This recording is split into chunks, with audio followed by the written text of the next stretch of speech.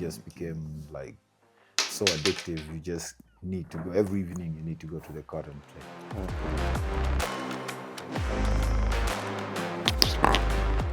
So I came back to Kenya and I met him again for lunch, and he was like, "This team, Nairobi City Thunder, right now, we're working with different guys, and we want to play in the BAL." Thank you so much for agreeing to meet with us. I just want to go back, Kiasi, to Okay. trying to know you, your background, your history, where you actually started, your journey with basketball, and that early upbringing. How was it like? For me, I think I came from a sports family, so it was easy for me to just hang around sports people and play different sports at a young age. I started with football.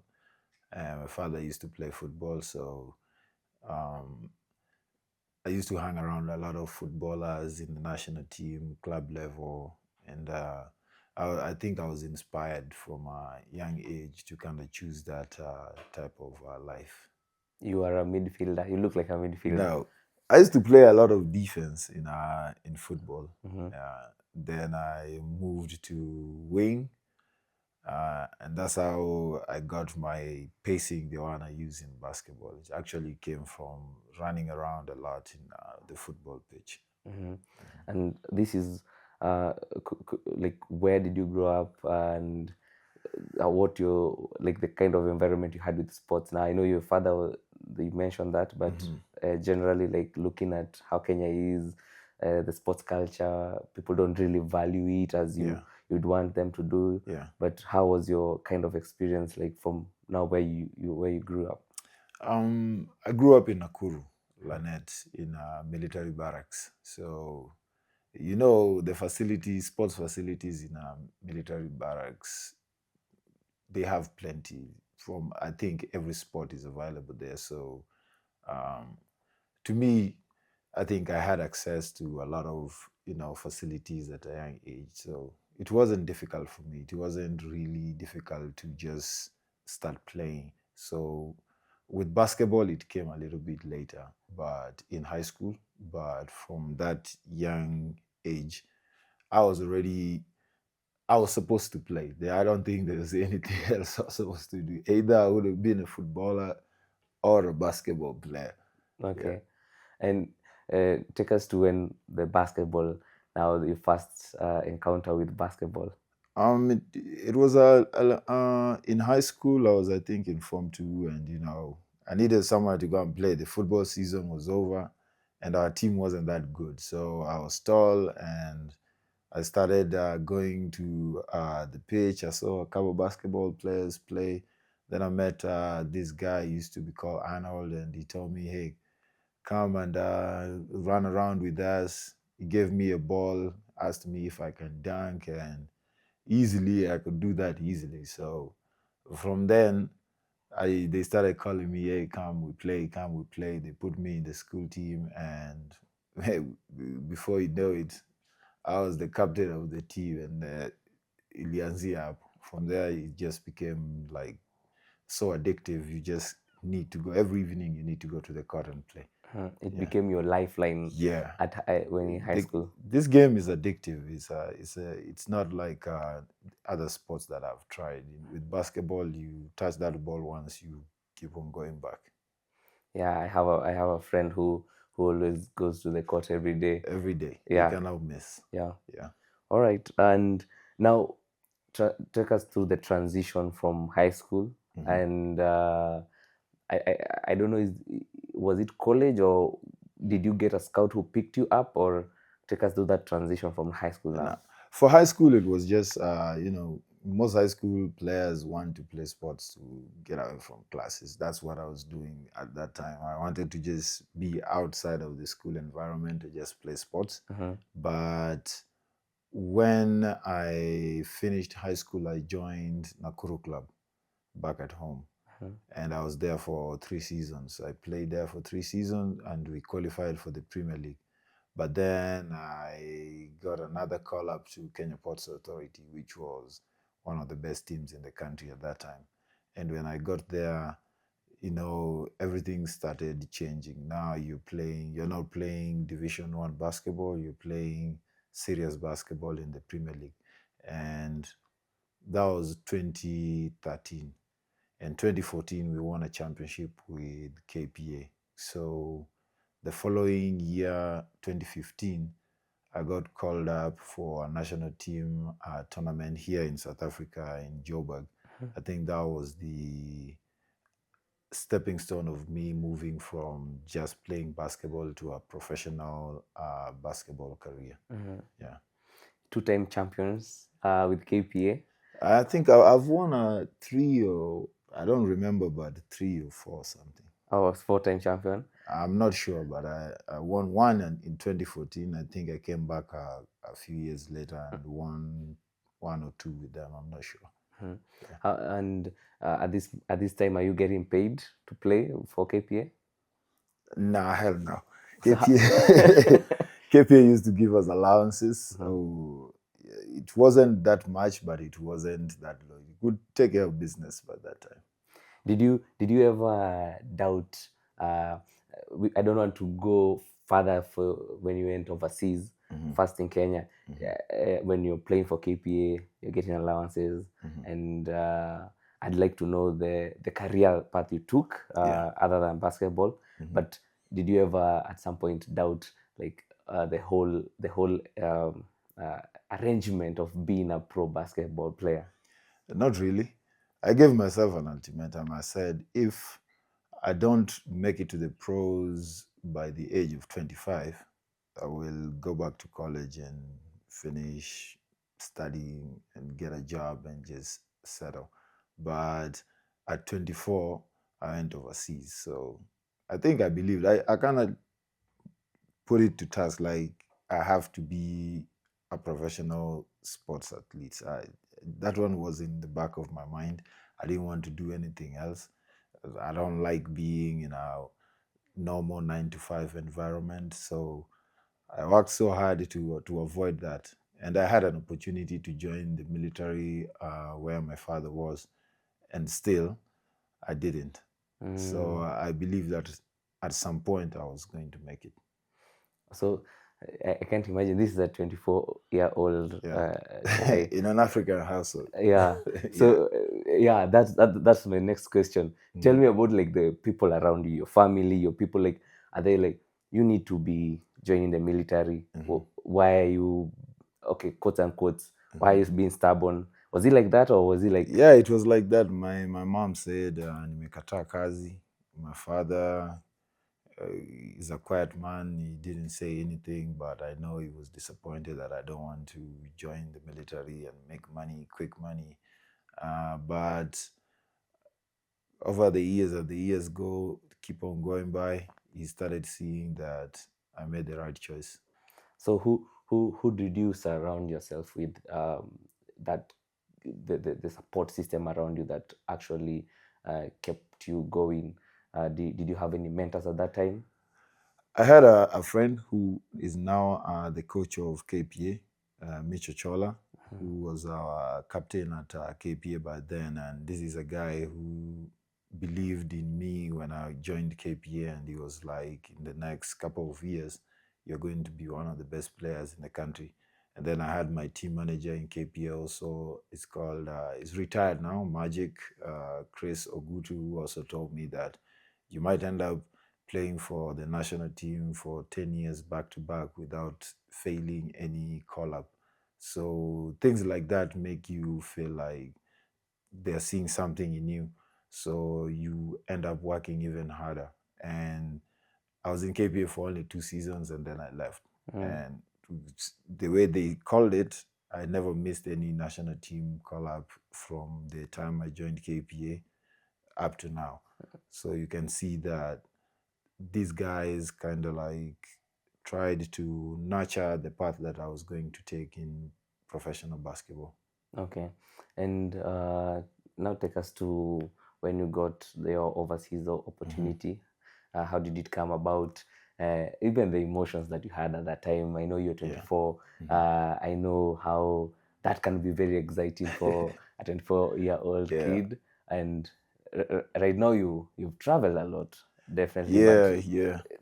just Uh, reflecting back on that.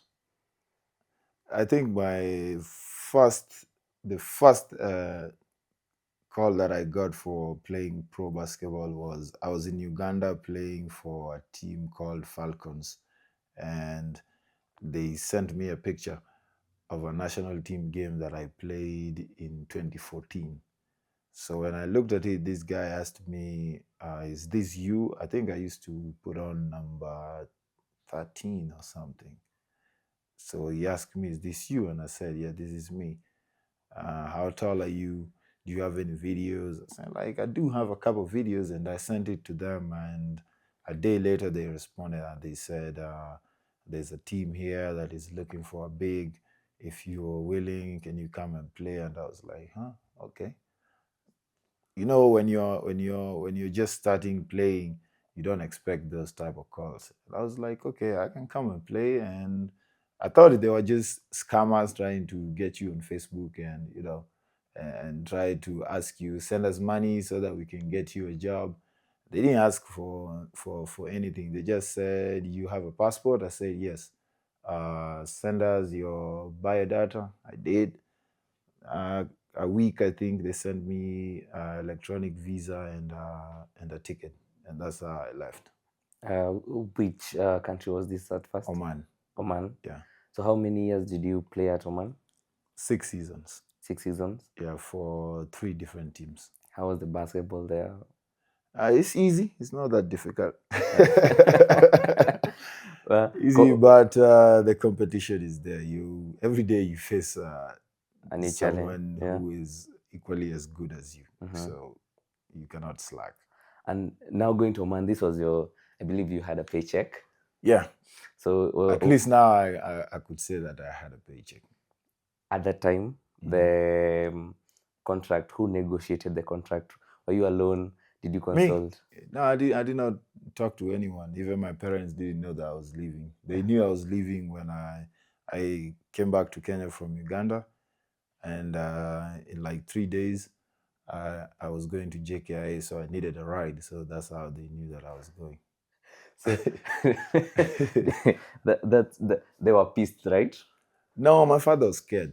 Like, Arab countries, the narrative, why are you going to an Arab country? Those guys are not good and all that. And I was like, I'm a sportsman. I don't think people are gonna treat me any different if I go there. So he was actually scared. But then again, it is his account that I used to use to put my money. So the way the money used to come in, I think he was like, okay, I think this kid made the right decision. Okay. Mhm. So due to like you going to man a professional contract, uh, looking back, did you negotiate the price that you think you should have negotiated, or was it okay with you, or did you come Nah, back later? I was 24. I was not earning as much money in Uganda as I wish I could, and the money that those guys gave me was really good. So I didn't actually, I didn't have to negotiate a lot. I just said okay, because they were giving me meals, everything, uh, my transportation from home to practice, home to games, the round trip tickets. So I didn't need to like say okay, ongeza sijui. No, I just said, okay, I'll come and play.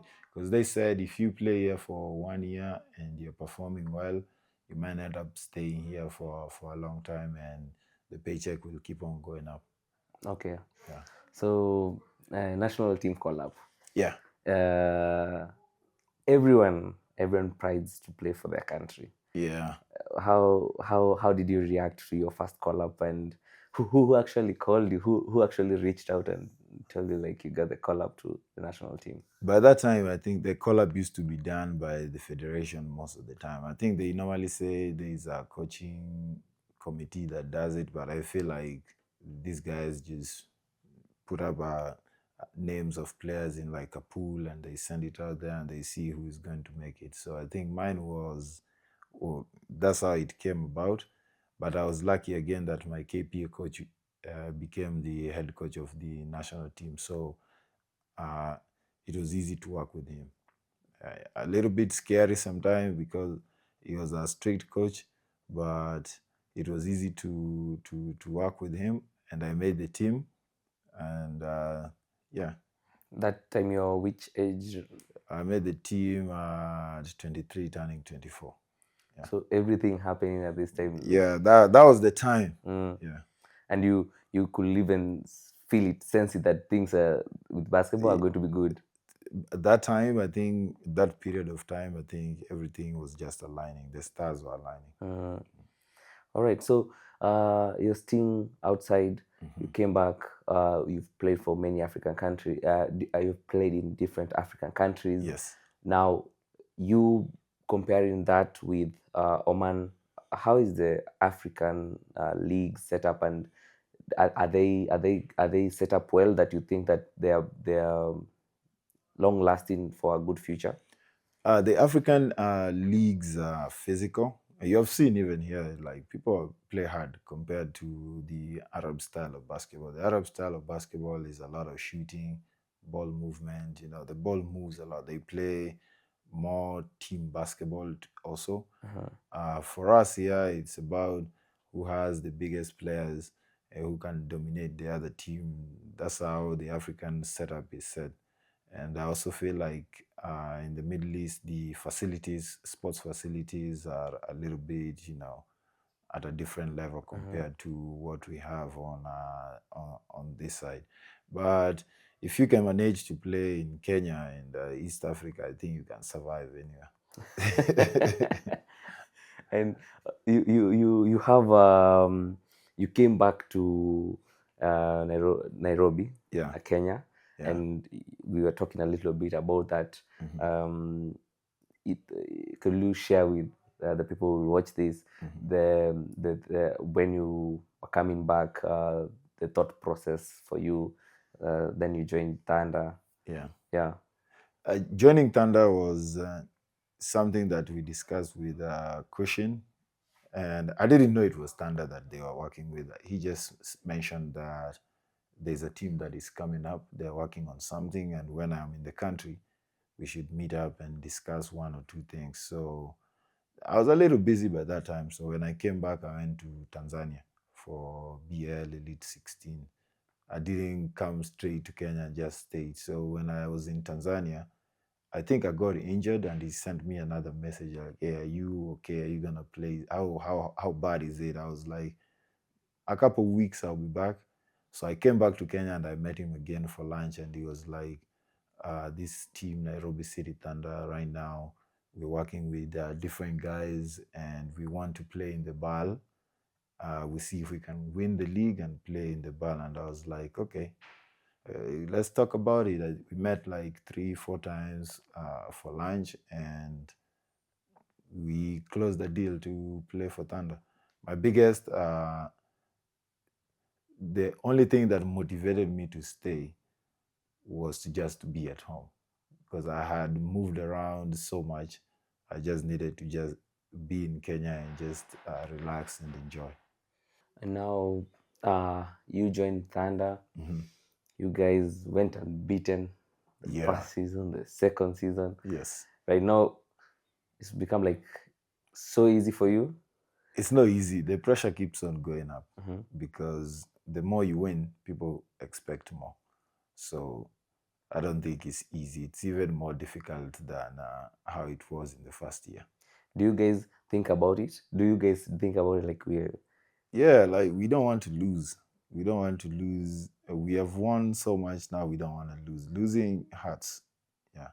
some critics will say that the level of competition that you guys are getting in Kenya is not up to par to the type of team that you guys have. Do you agree? I mean, is it up to us to make the other teams better? I don't think so. It's up to them to level up and play at the same level that we play. And I have to give it up to my teammates. They put in a lot of work. I've seen other players from other teams train, and I've seen some of my guys train, and I will say it's not even close. But you could also argue that the organization when the Thunder now, the team setup is how is setting up an environment that a player can thrive.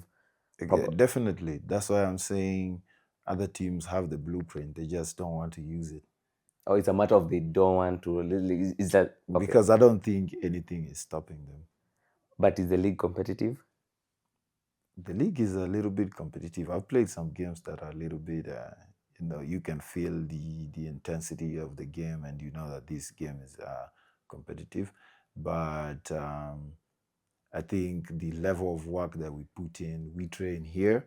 So even if we come to the game and play here, we're still a little bit higher compared to the team that we are playing against. Yeah, Yeah. I can agree. I agree with that Yeah. point. Yeah. So BAL, you guys went in the first year. It, it didn't turn out like the way you Yeah. guys wanted it to. You come in this year. The road to BL journey was one of a kind. Yeah. First time I've seen Kasarani packed like that, and you guys Sold out. yeah, sold out, man. And you guys are here in Pretoria. Yeah. So you playing in the Basketball African League. Just how is it like to play the Basketball African League first? It's a dream come true for every basketball player in Africa, because this is the highest level of basketball in the African continent. And it's also one of the best leagues that attract some of the best players. You have seen ex-NBA players here, G League players here, some top level European talent is playing here. So this is a high level basketball experience for some of us. So it's a dream come true. It's not something that you can take for granted. And when you're thinking about the Basketball African League, individually, just from your perspective, Yeah. it was unfolding before you guys, before Nairobi team actually Yeah. got into the Basketball African League. Yeah. But from your perspective, do you um, do you see a point where we are having, okay, we're already having that, but do you see a point that this becomes the main league, that the franchise model and players come into, you have teams that are permanent teams? Do you think this is what Africa needs so that the basketball can go to another level for sure?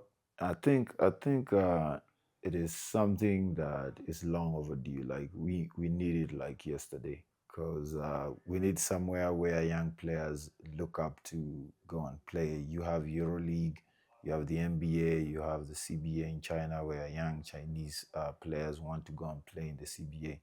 So we need young African players to work towards something. Yeah, we've been having players working towards heading to the NBA every time, and it's a long shot because they draft, I think, 60 players every year. So for you to make it to the BL, if BL is franchised, it's gonna expose these young players to a different level of basketball, and it's also a motivation factor for some of our young players, so that you're working knowing that if I get to the BL, I'll be playing top level African talent, and if I do well there, probably I'll move to a much higher league. So I think we need that. Yeah, long overdue. Yeah. Yeah. All right. I just want to shift gears as we come to a close. This is now trying to. I want to know your who you the doctor, the doctor part. Yeah. Talk a little bit about the doctor and and how you how that came to be. Uh, the name was given to me by one of my friends called Coach Miller. He's from the US. Had an afro like the original doctor. There was a player used to be called Julius Irving, Dr. J. So I think we had the same hairstyle. We used to dunk the same way, a lot of hang time in the air, doing funny moves, and it's more of how you execute on the basketball court, more clinical. And they were like, "Hey, this guy, uh, he's surgical like the doctor." So that's how the name just stuck with me, and it ended up being a phrase that people use before a game. The doctor is operating tonight, so come and watch, and that's how the name stuck.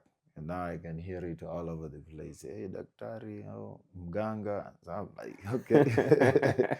It's not a bad name. It's a Yeah, good one. it's a good name. Yeah. Yeah. Okay. So, what will be you've played this game for quite some time. Mm-hmm.